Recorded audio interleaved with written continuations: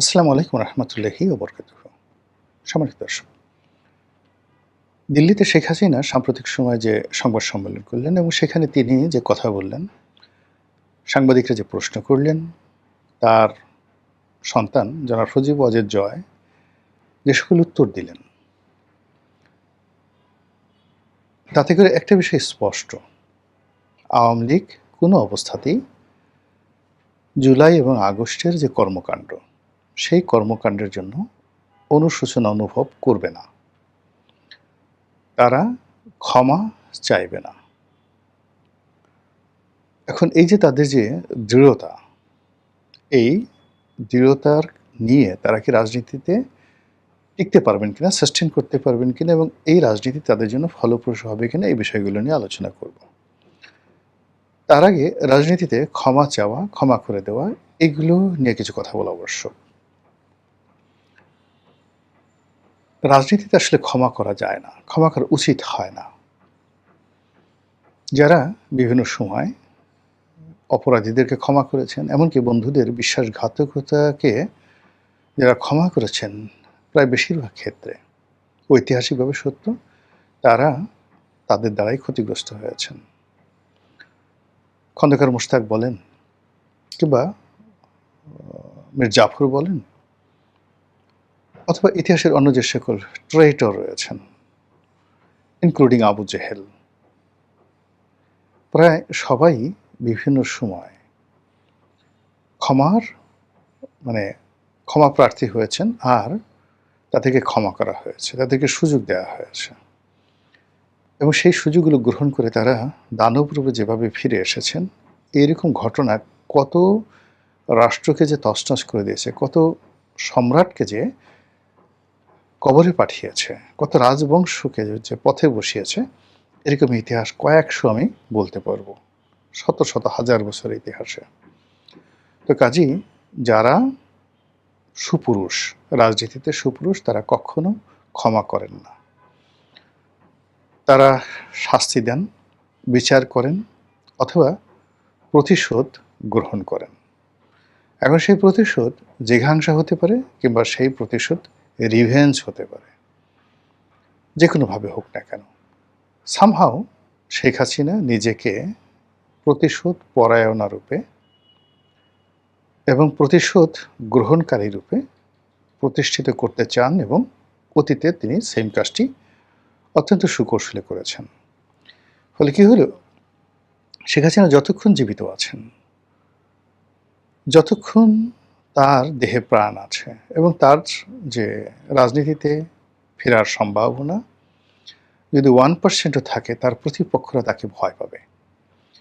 আপনি চিন্তা করুন যে আমরা যে সবসময় রাষ্ট্রকে ভয় পাই বা রাষ্ট্র ক্ষমতাকে ভয় পাই, নট লাইক দ্যাট। আমরা গডফাদারকে ভয় পাই, মুরগি মিলনকে ভয় পাই, টোকাই সাগরকে ভয় পাই, আমরা আন্ডারওয়ার্ল্ডের দাউদ ইব্রাহিমকে ভয় পাই, হাজি মস্তানকে ভয় পাই। এইভাবে আমরা ভূত প্রেত আরও অনেককে ভয় পাই, জিনকে আমরা ভয় পাই। তাহলে শেখ হাসিনার যে ক্ষমতাটা, সেই ক্ষমতাটার কয়েকটি অংশ আছে। একটি অংশ হলো তার নিজের একেবারে বুদ্ধি, মেধা, প্রজ্ঞা, যোগ্যতা, আত্মীয় স্বজন মিলে, এটার একটা বলয়। 2 নম্বর হলো তার লক্ষ লক্ষ নয়, কোটি কোটি নেতাকর্মী, যাদেরকে তিনি গড়ে তুলেছেন। এদের মাধ্যমে তিনি বাসে আগুন দিতে পারেন, এদের মাধ্যমে কারো বাড়িতে তিনি যে কোনো অকারেন্স ঘটিয়ে দিতে পারেন, এদের মাধ্যমে তিনি কাউকে একেবারে ক্ষমতা না থেকেও গুম করতে পারেন, কারো অঙ্গহানি ঘটিয়ে দিতে পারেন, কারো পায়ের রগ কেটে দিতে পারেন ক্ষমতায় না থেকে এবং দেশের বাইরে থেকে।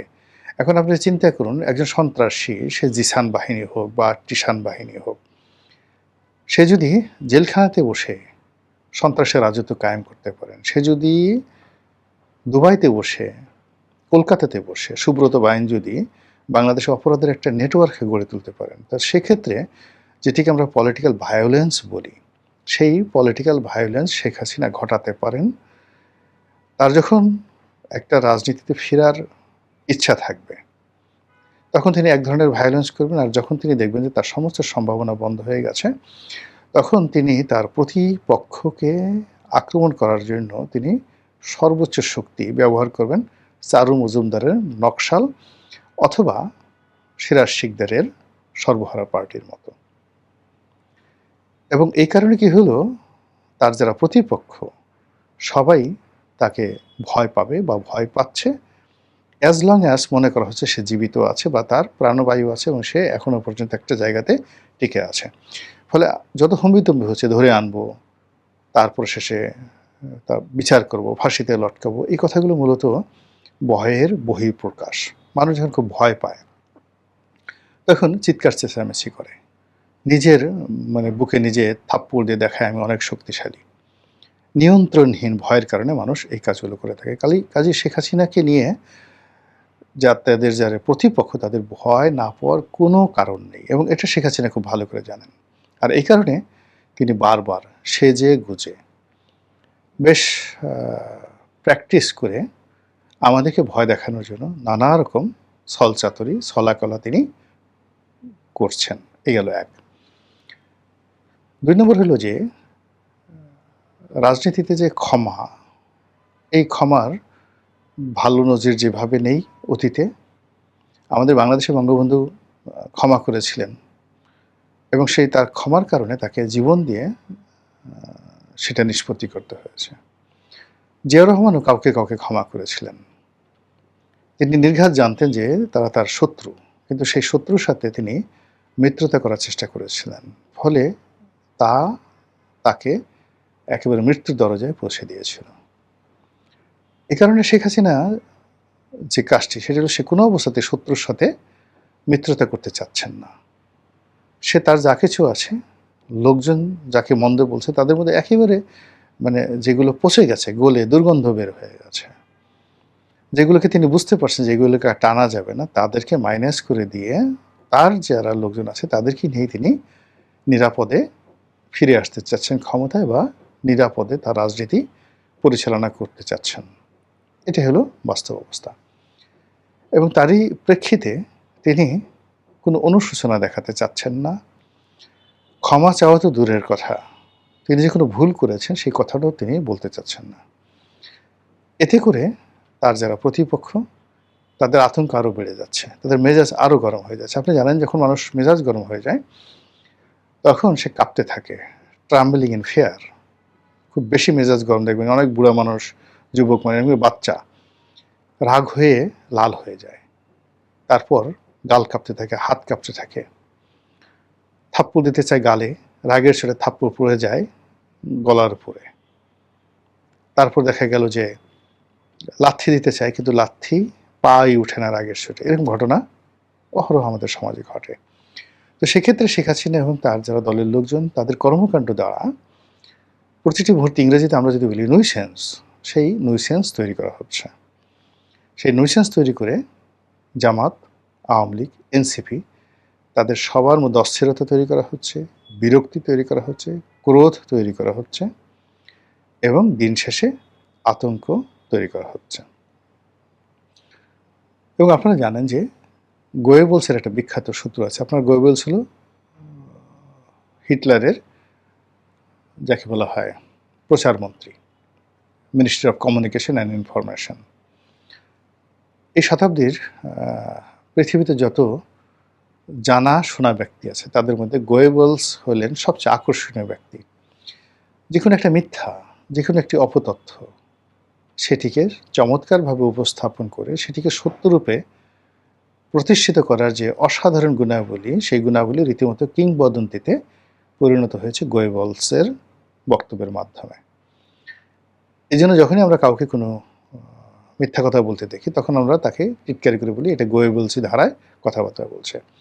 কিন্তু বাস্তবতা হলো যে এডলফ হিটলারের ট্যাঙ্ক, কামান বাহিনী কিংবা তার সাজোয়া যান, তার মিলিটারি যতটা না গুরুত্বপূর্ণ ছিল, তার চেয়ে বেশি গুরুত্বপূর্ণ ছিল হিটলারের তার যে গোয়েবলস।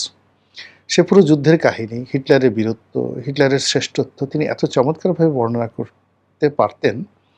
ফলে কি হলো, সারা দেশে দুর্ভিক্ষ হচ্ছে, সেই দুর্ভিক্ষের মধ্যে তিনি বাকিতে যুদ্ধের সরঞ্জাম কিনে ফেলছেন। তিনি এমনভাবে প্রচার করতেন যে বিশ্বের সমস্ত স্টিল কোম্পানিগুলো 20 বছর 30 বছরের ক্রেডিটে জার্মানিকে স্টিল দিল ইন্ডাস্ট্রি করার জন্য, এবং সেই ইন্ডাস্ট্রি না করে সেটাতে তিনি যুদ্ধাস্ত্র, সাবমেরিন, মেরিন এগুলো সব তিনি তৈরি করে ফেললেন। এগুলো সবই কিন্তু গোয়েবলসের কাহিনী ছিল। তিনি ফিল্ড মার্শাল রোমেলের মতো একজন কল্পিত চরিত্র তৈরি করলেন। রোমেল ছিলেন, তিনি লিবিয়াতে যুদ্ধ করছিলেন, কিন্তু তিনি ছিলেন একেবারে সাধারণ মানের একজন জেনারেল। কিন্তু তাকে যেভাবে রবিন হুড বানানো হয়েছিল, তাকে যেভাবে ফিল্ড মার্শাল বানানো হয়েছিল, তাকে যেভাবে বীরত্ব তৈরি করা হয়েছিল, ইউরোপিয়ানদের মনে ভয় হয়ে গিয়েছিল যে there is a field marshal Rommel, না জেনেই এই কাজটা গোয়েবলস করেছিলেন। গোয়েবলসের মতো এর আগে আমরা যার নাম জানি, তিনি ম্যাকিয়াভেলি। ম্যাকিয়াভেলির আগে এইরকম প্রচার থেকে শুরু করে প্রোপাগান্ডা এবং বুদ্ধিমত্তা সহকারে প্রোপাগান্ডা আমরা জানি চাণক্যকে। এবং সাদ্দাম হোসেনের যিনি প্রচারমন্ত্রী ছিলেন, এই গত 50 বছরের মধ্যে গোয়েবলসের পরে যদি কেউ হয়ে থাকে সেটা হলো সাদ্দাম হোসেনের সেই প্রচারমন্ত্রী। যুদ্ধের, আমার এই মুহূর্তে নামটা মনে আসছে না, যুদ্ধের ঠিক সাদ্দাম হোসেন আত্মসমর্পণ করা বা পলিয়ে যাওয়া বা যাকে বলে তার 24 ঘন্টা আগেও সারা বিশ্বকে তিনি বিমোহিত করে রেখেছিলেন ইরাকের পাওয়ার সম্পর্কে, ক্ষমতার সম্পর্কে। এবং আমি এইরকম কোনো প্রচারমন্ত্রী দেখিনি। তো কাজেই প্রচারণা একটা বিরাট ফ্যাক্টর। বিএনপির পরাজয় এবং বিএনপি আগামীতে ভালো করতে পারবে না, এর কারণ হলো বিএনপির এই টোটাল প্রচার সেলটা একেবারে জিরো। জিরো শুধু নয়, ক্ষেত্র বিশেষে মাইনাস। অন্যদিকে আওয়ামী লীগ এই কাজটিতে ভালো করতে পারেনি, এর কারণ হলো আওয়ামী লীগ প্রথম থেকে তার যে প্রচার বিভাগ, তার যে মিনিস্ট্রি অফ ইনফরমেশন, এই জায়গাটিতে তিনি বিরক্তিকর, শেখ হাসিনা বিরক্তিকর লোকদেরকে দিয়েছিলেন, অযোগ্য লোকদের দিয়েছিলেন। ফলে সত্যিকার অর্থে প্রচার বলতে যা বোঝায়, যেটি তার সরকারের উন্নয়নকে তুলে ধরবে, তাকে তুলে ধরবে স্মার্টলি অ্যান্ড ইন্টেলিজেন্টলি, এই জিনিসগুলো করতে পারেননি। এনিওয়ে, এখন এই যে তিনি এই সময়টিতে চেষ্টা করছেন গোয়েবলসের কায়দায় বা ধরুন ম্যাকিয়াভেলির কায়দায়, দ্য প্রিন্সের অনুকরণে, চাণক্য নীতির অনুকরণে তার কর্মকাণ্ডকে যতটা সম্ভব ফ্লারিশ করার জন্য। যেমন যে কোনো প্রচারের আপনি একটা পোর্ট্রেট তৈরি করবেন, সেই পোর্ট্রেটের আগে আপনাকে একটা যুক্তি দাঁড় করাতে হবে। এমন যুক্তি যে সেই যুক্তিটা বলে নয়, you will ask some question, আপনি প্রশ্ন করবেন। আপনার প্রশ্নের মাধ্যমে শ্রোতারা, দর্শকরা যে উত্তর দেবে, ওটাই আপনার প্রচারণা। যেমন দেখা গেল যে এইবার এই কাজটি খুব স্মার্টলি সজীব ওয়াজেদ জয়ের মাধ্যমে করা হলো, যখন বলা হলো যে এই জুলাই অভ্যুত্থানের সময় যে হতাহত হয়েছে, আপনারা কি তার দায় নেবেন কিনা, সরি ক্ষমা প্রকাশ করবেন কিনা, ক্ষমা চাইবেন কিনা, ইত্যাদি ইত্যাদি বিষয়। এই বিষয়টি যে তার এরকম একটা প্রশ্ন হবে বা প্রশ্ন করা হবে এবং এটার এগেনস্টে কি উত্তর দেওয়া হবে সেটা তাদের জানা ছিল, এবং সেভাবে তারা প্রস্তুতি নিয়ে আসছেন। এবং দেখেন খুব ম্যাটিকুলাসলি সে যে উত্তরটা দিয়েছে, উত্তরটা হলো যে আমি কিভাবে ক্ষমা চাইব, অন হোয়াট বেসিস। এখানে যদি 100টি দুর্ঘটনা ঘটে, মানে মানে উনি এইভাবেই বলেননি, আমি আমার মতো করে বলছি, যার ওনার যে কথা তার সারবেত্তা এরকমই হবে। যেখানে 100টি ঘটনা বা 1000টির ঘটনা যদি ঘটে, তাহলে এই 1000টি ঘটনার মধ্যে একটি অংশ আমাদের নেতাকর্মীরা করেছে, একটি অংশ পুলিশ করেছে, একটি অংশ এখন যারা বিজয়ী আন্দোলনকারী তারা করেছে। এখন আন্দোলনকারীদের যে কর্মকাণ্ডগুলো, সেই আন্দোলনকারীদের কর্মকাণ্ডগুলো যদি নিরপরাধ হতো, তাদের যদি আত্মবিশ্বাস প্রবল থাকতো, তাহলে তাদের জন্য ইন্ডিমেনিটি দরকার হতো না। যেমন 1971 সালে মুক্তিযোদ্ধারা রাজাকারদের খুন করেছে, কাজেই মুক্তিযোদ্ধাদের বিরুদ্ধে কোনো রাজাকার মামলা করতে পারবে না, এই জন্য কোনো ইন্ডিমেনিটি করা হয়নি। কিন্তু এই জুলাই আগস্ট বিপ্লবে এমন কিছু ঘটেছে যেই ঘটনার কারণে যাদেরকে ইন্ডিমেনিটি দেওয়া হয়েছে, ইট মিনস তারা একটি অপরাধকে আড়াল করতে চাচ্ছে, তারা বিচারের মুখোমুখি হতে চাচ্ছে না, এবং বিচারের যে পথ এবং ক্ষমার যে পথ, এই পথটাকে তারা রুদ্ধ করে দিয়েছে। কাজে একটি অংশের জন্য আপনি ইন্ডিমেনিটি দিবেন আর অপর অংশটির জন্য আপনি ক্ষমা চাইতে বলবেন, অনুশোচনা প্রকাশ করতে পারবেন, এটা তো হয় না। এই যে তার যে কথার ধরন এবং প্রকৃতি, ইট ওয়াজ ইউনিক। এখন আপনি কি বলবেন? বিদেশি যারা ঝানু ঝানু সাংবাদিক ছিল তারা কাউন্টার প্রশ্ন করতে পারেননি, একেবারে স্টপ হয়ে গেছেন। এবং ওখানে যতই বলা হোক না কেন ভাড়াটিয়া শূন্য, ভাড়াটিয়া সাংবাদিক, এই কথাগুলো আমরা ব্যবহার করি সচরাচর, কিন্তু ওখানে অনেক সাংবাদিক ছিলেন যারা ওত পেতে ছিলেন। পুরো অনুষ্ঠানটি লাইভে দেখানো হচ্ছিল, কিন্তু এই যে সজীব ওয়াজেদ যে বক্তব্য দিলেন এটার কাউন্টার প্রশ্ন করার জন্য লাইভে প্রায় 3 লাখ 4 লাখ, এক একটা পেজে 3 লাখ 4 লাখ লোক লাইভে এই অনুষ্ঠানটা দেখেছেন। রয়টার্স সরাসরি দেখিয়েছে, আওয়ামী লীগের পেজ থেকে দেখানো হয়েছে, এরকম হাজার হাজার পেজ থেকে দেখা হয়েছে। তাহলে মনে করুন যে অ্যাট লিস্ট সারা দুনিয়াতে এটার সঙ্গে কয়েক কোটি মানুষ সরাসরি এই অনুষ্ঠানটি দেখেছে, এক একটা পেজে 2 লাখ 2.5 লাখ করে। তাহলে তারা তো প্রশ্ন করবে। আপনি এই যে পেজগুলোতে এই দৃশ্য দেখানো হয়েছে সেখানে দেখুন যে সজীব ওয়াজেদ জয় যখন এই কথাটা বললেন বা উত্তর দিলেন সেটার কাউন্টার প্রশ্ন এসেছে কিনা। এবং এখন আমিই বললাম, আপনি দেখুন এই কথার উত্তরে আপনি কি জবাব দিবেন, কি জবাব দিবেন একবার চিন্তা করুন। তাহলে এই যে আওয়ামী লীগ যে কাজগুলো করছে সেই কাজের মধ্যে সে তার জুলাই আগস্টের যে কর্মকাণ্ড সেই কর্মকাণ্ডকে সে কোনো অবস্থা অন্যায় মনে করছে না, কোনো অবস্থার জন্য সে অনুশোচনা প্রকাশ করছে না। উল্টো সে তার প্রতিপক্ষকে আক্রমণ করতে চাচ্ছে যে রাষ্ট্র ক্ষমতায় বসে রাষ্ট্রকে বাঁচানোর জন্য যে ক্যাজুয়ালিটি, হত্যাকাণ্ড এবং গুলি করা, অন্য যে সমস্ত কাজ করার এটার একটা লিগ্যাল রাইট অলমোস্ট সবারই ছিল।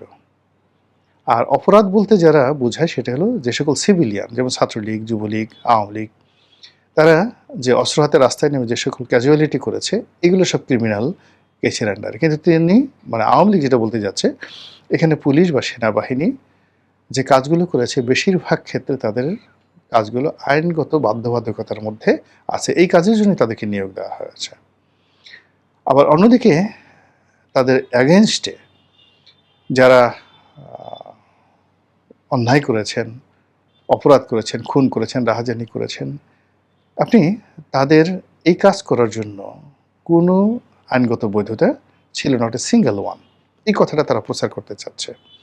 সেকেন্ডলি হলো তারা এরপর আবার ভাগ করে ফেলছে, অর্থাৎ শেখ হাসিনা আগস্ট মাসের 5 তারিখে চলে গেছে। কাজেই 5 তারিখে তিনি যখন চলে গেলেন দুপুর 1টার সময়, 1টার পরে যে ঘটনাগুলো ঘটেছে সে তার জন্য তো আওয়ামী লীগ বা শেখ হাসিনা বা থানা পুলিশ প্রশাসন কেউ দায়ী নয়।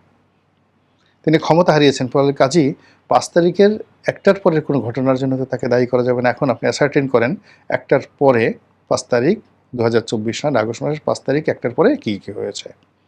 সেকেন্ড থিল অনওয়ার্ড 6 তারিখ, 7 তারিখ, 10 তারিখ পরবর্তীতে যে মবগুলো হয়েছে বা এখন পর্যন্ত যে অপরাধগুলো হচ্ছে এগুলোর দায় দায়িত্ব কারা নেবে? এগুলো কি ইন্ডিপেন্ডেন্টের মধ্যে পড়বে?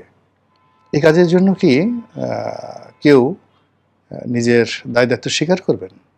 এই কাজের দায়ভার কি কারোর উপরে আসবে? এই জিনিসগুলো তারা প্রশ্ন করছেন। তার সঙ্গে সঙ্গে তাদের যারা লোকজন রয়েছে তাদের 10 মুখে বলার চেষ্টা করছেন, পুলিশ হত্যার বিচার চাই, আর্মি হত্যার বিচার চাই, অমুক হত্যার বিচার চাই। এই সমস্ত কথাবার্তা বলে পুরো যে প্রক্রিয়াটিকে তারা একটা জগা খিচুড়ি বানিয়ে পানি ঘোলা করে এবং সেই ঘোলা পানিতে তাদের যে রাজনীতির ফায়দা এটা অর্জন করার চেষ্টা করছে। দেখা যাক শেষ পর্যন্ত কোন দিকে যায় রাজনীতি। মহান আল্লাহ আমাদের সবাইকে হিদায়াত দান করুন এবং হেফাজত করুন। আসসালামু আলাইকুম ওয়া রাহমাতুল্লাহি ওয়া বারাকাতুহু।